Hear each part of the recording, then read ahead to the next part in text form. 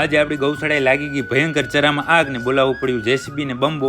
જય માતાજી મિત્રો. સવારના વેલા આપણી ગૌશાળાના રચકાના ભૂકાના સ્ટોકમાં લાગી ગઈ આગ. તો આપણે બોલાવી લીધું બંબાને. બંબાએ પોચા ભેગે પાણીનું પ્રેશર ચાલુ કર્યું, પણ આગ તો ઓલાવાનું નામ નથી લેતી. અને અહીંયા તો ધુવાડો બંધ થવાનું બદલે એમાં તો જેમ જેમ પાણી નાખતા હતા તેમ આગ નીકળતી હતી. તો પછી બંબા મેને મને જણાવ્યું કે ખાલી પાણીથી આ બંધ નહીં થાય, તમે જેસીબી બોલાવો. તો પછી આપણે તરત જ બોલાવી લીધું જેસીબી. અને આ જેસીબી એ પણ થોડો ટાઈમ બગાડ્યા વગર સીધું કામે લાગી ગયું. હરકતા ઢગલામાંથી રચકાનો ભૂકો બકેટ દ્વારા ભરીને કરતું હતું સાઈડમાં, અને જેસીબી સાઈડમાં ફોરતું જાય ઢગલાને, બંબા મેને પાણી છાંટતો જાય. થોડું ઘણું સાઈડમાં કર્યું, થોડું ઘણું ત્યાં ને ત્યાં ફોર્યું. ત્યારબાદ ભૂકા ઉપર પાણીએ ખૂબ છાંટ્યું. આગ આવી ગઈ કંટ્રોલમાં, એટલે જેસીબી કરી નાખ્યું બંધ. અને પછી બંબોઈ ગયો એના સ્ટેશને. બધી પરિસ્થિતિ થોડી શાંત થઈ. પછી તો પૂનમ ચેક કરવા આવી કે કેમ છે બધું. હવે તો આ શેકેલું ખાવું પડશે. પૂનમે તો ચેક કર્યું. પછી જ્યાં થોડો ધુવાળો નીકળતો હતો ત્યાં મેં પાણી નાખ્યું. તમે આ પથ્થરની ગરમી જોઈને મને કહેજો કે નીચે આ કેટલું ગરમ હશે. જોજો ધુવાળો નીકળેતી જાણે ગરમ એન્જિન હોય. આપણે સવારના 7 વાગ્યાના કામે લાગ્યા હતા, અત્યારે વાગ્યા 10 2-3 કલાકે પરિસ્થિતિ નોર્મલ થઈ. ગૌશાળાની પરિસ્થિતિ એકદમ નોર્મલ થયા બાદ આપણે નનકી વાસળીને લીધી મોટા પિંજરામાંથી બહાર અને પૂરી નાખી એના સેફ અને સેપરેટ પિંજરાની અંદર. ત્યારબાદ ગયા આપણે આપણી ગૌશાળાએથી ઘરે, અને ઘરેથી તરત જ આવી ગયા આપણી ગૌશાળાએ. અને ગૌશાળાએ પણ બીજું કાંઈ જોખમ હતું નહીં, બધી વસ્તુ આપણા કંટ્રોલમાં હતી. ગૌશાળાએ બધી વસ્તુનું ધ્યાન રાખતા પડી ગઈ સવારથી સાંજ. અને સાંજે પ્રેમવતી અને હર્ષદભાઈ દોવા બેઠા. તો ભલે મિત્રો આજનો આ દિવસ પૂરો અને આજનો આ વ્લોગ પૂરો લાઈક કોમેન્ટ શેર કરવાનું ભૂલતા નહીં.